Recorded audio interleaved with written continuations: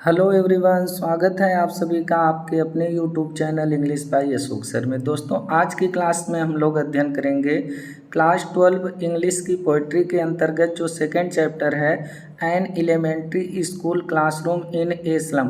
तो इसी पोएम का आज हम लोग सेंट्रल आइडिया देखेंगे बहुत ही आसान और स्पष्ट शब्दों में। तो आइए, क्या है सेंट्रल आइडिया, इस पोएम का मुख्य भाव क्या है उसको देखते हैं। एग्जाम में आप लोगों से क्वेश्चन कर सकता है कि write the central idea of the poem an elementary school in a classroom in detail.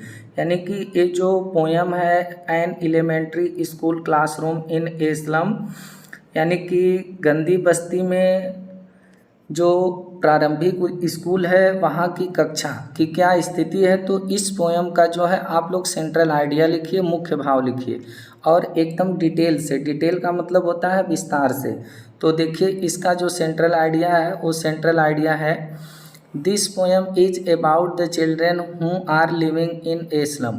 This poem, this means यह है, पोएम मीन्स कविता, इज है अबाउट बारे में, अबाउट मीन्स होता है बारे में।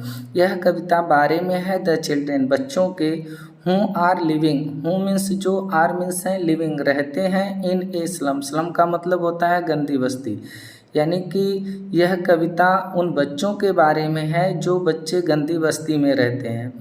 और दे आर मोस्टली, और दे आर वे मोस्टली सफरिंग, वे सफरिंग करते हैं। सफ़र का मतलब होता है कष्ट झेलना। तो वे बच्चे मोस्टली अधिकांश सफरिंग करते हैं, कष्ट झेलते हैं from mall nutrition. Mall nutrition का मतलब होता है कुपोषण।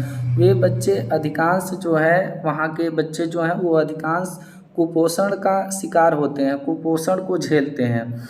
इन दियर क्लासरूम, और इन दियर क्लासरूम, क्लासरूम का मतलब होता है कक्षा, और उनकी कक्षा में there are many beautiful pictures.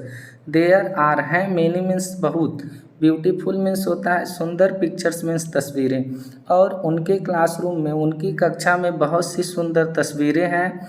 There is an open handed map, और देयर इज उनकी कक्षा में, देयर मीन्स वहाँ, इज मीन्स है एन, एक open handed map. Open handed का मतलब होता है खुले हस्त वाला, मैप मीन्स होता है नक्शा। यानी उनकी कक्षा में वहाँ पर एक खुले हस्त वाला नक्शा भी है।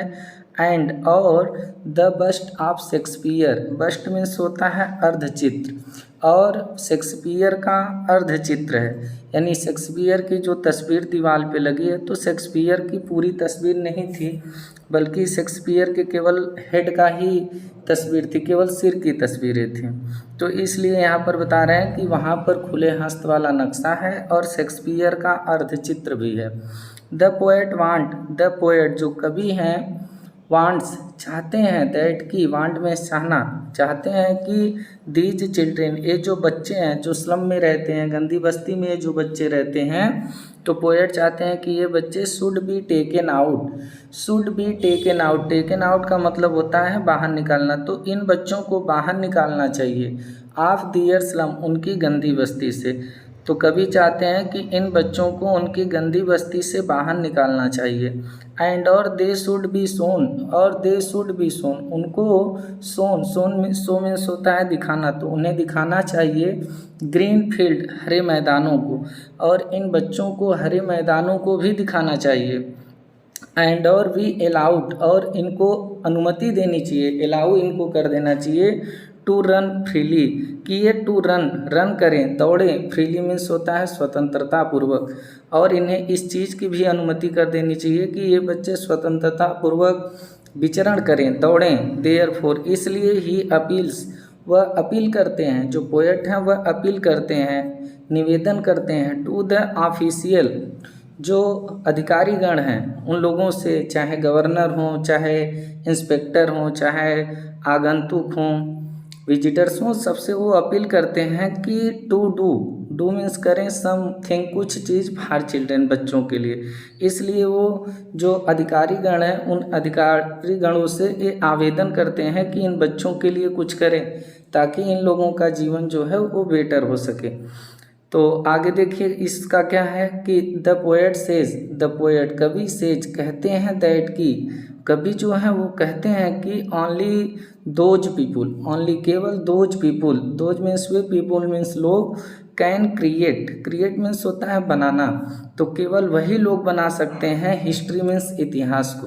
पोएट कहते हैं कि केवल वही लोग इतिहास को बना सकते हैं जो कैन एंजॉय, जो एंजॉय कर सकते हैं, आनंद कर सकते हैं, एनीथिंग किसी भी चीज़ का, अंडर द सन एकदम खुले आसमान के नीचे, यहाँ पर सन का मतलब हो जाएगा खुला आसमान, तो जो एकदम खुले आसमान के नीचे, सूर्य के नीचे जो है कुछ कैन एंजॉय, जो आनंद कर सकता है, एनीथिंग किसी भी चीज़ का, अंडर द सन सूर्य के नीचे या खुले आसमान के नीचे, यानी जो बच्चे पूरी तरह से स्वतंत्रता का आनंद ले सकते हैं वही इतिहास बना सकते हैं, जो प्रेशर में रहेंगे, दबे रहेंगे, वो नहीं कर सकते।